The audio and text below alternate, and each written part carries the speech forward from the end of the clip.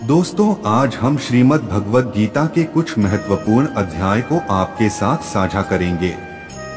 उम्मीद है आप वीडियो को अंत तक देखेंगे और भगवद गीता के ज्ञान को अपने जीवन में उतारेंगे। संपूर्ण मानव जाति का अतर्क शास्त्र गीता ही है। सभी मानव के अंतर्करण में देवी व आसुरी शक्तियां अनादिकाल से हैं। देवी शक्तियों के सहयोग से जब मनुष्य अपने आत्मस्वरूप की ओर अग्रसर होता है तो काम, क्रोध, राग, द्वेष इत्यादि आसुरी वृत्तियां बाधा के रूप में आक्रमण करती हैं। उसमें पार पाना ही वास्तविक युद्ध है। अर्जुन श्रेय के लिए विकल था। वह युद्ध करना तो चाहता था, परंतु उसके लिए उसे अपने कुल के लोगों पर बाण कैसे चलाए इस विचार से संशय में था। इसीलिए भगवान को 18 अध्याय गीता समझानी पड़ी। उसके पश्चात भगवान ने पूछा कि कुल के प्रति तेरा मोह भंग हुआ कि नहीं।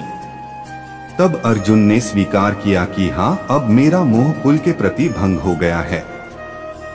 अब मैं वैसा ही करूंगा जैसा कि भगवान ने उपदेश दिया है।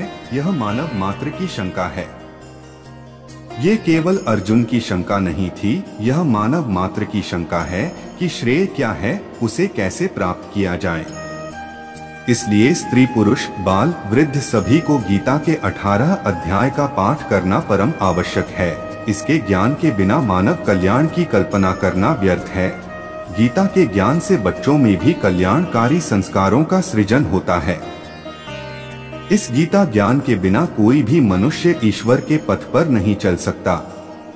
इसके नियमित श्रवण से परिवार तथा संपूर्ण जगत को सुसंस्कृत करें।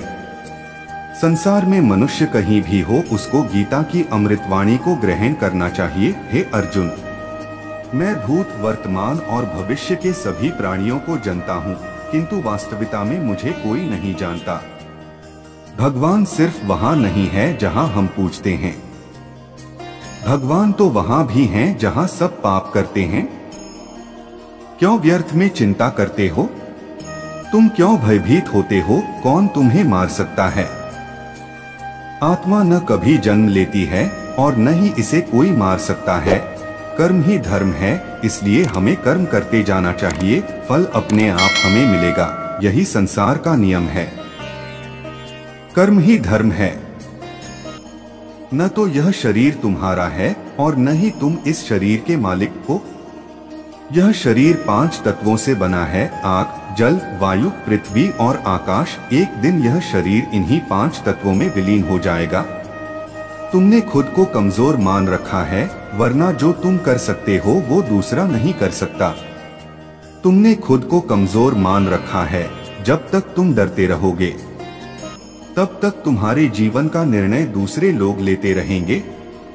अगर आप किसी को छोटा देख रहे हो तो आप उसे या तो दूर से देख रहे हो या अपने भीतर के अहंकार से तेरा, मेरा, छोटा, बड़ा, अपना, पराया मन से मिटा दो। फिर सब तुम्हारा है और तुम सबके हो। शरीर जल से पवित्र होता है, मन सत्य से, बुद्धि ज्ञान से, आत्मा धर्म से। जीवन में कष्ट कभी कम हुए ही नहीं, बल्कि आप सीख गए कि उनके साथ समय कैसे व्यतीत करना है।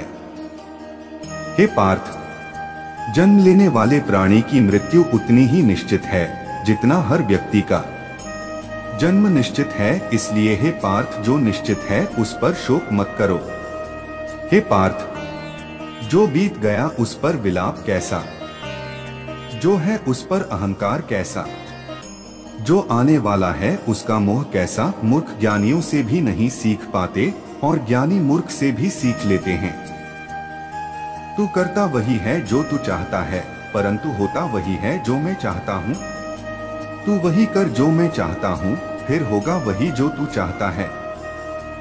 मित्रता आवश्यक है, संबंध भी आवश्यक है, परंतु जीवन की हर कठिन परिस्थिति यह दर्शाती है कि अकेले रहने की कला का आना भी परम आवश्यक है।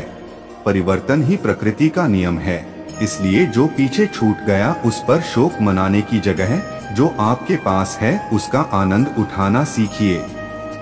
जीवन की समानता को पहचाने और अपनाएं, अर्थात बिना दुख के सुख का मूल्य नहीं समझ सकते। जिसने केवल सुख भोगा हो उसके लिए दुख पहाड़ के समान है। डर का सामना डटकर करो, अर्थात मन से कभी हार मत मानो, अपने आप पर विश्वास करो और आखिरी दम तक लड़ो। भूतकाल की चिंता छोड़े, भविष्य के लिए भयभीत न हो, वर्तमान पर ध्यान दो, भविष्य अपने आप सुखी हो जाएगा।